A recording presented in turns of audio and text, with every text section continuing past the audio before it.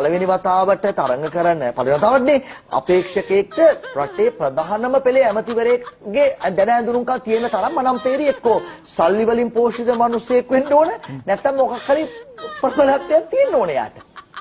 චමදිත 12ක් දාලා මනම්පේරිගේ ස්ටේජ් එකේ තරම් ජොන්ස්ටන්. චමදිත ඔබගේ ප්‍රශ්නයට මට ඇත්තටම මට hina යනවා. මොකද මම ඔබගෙන් පෙරලා ප්‍රශ්නයක් අහන්නම් චමදිත.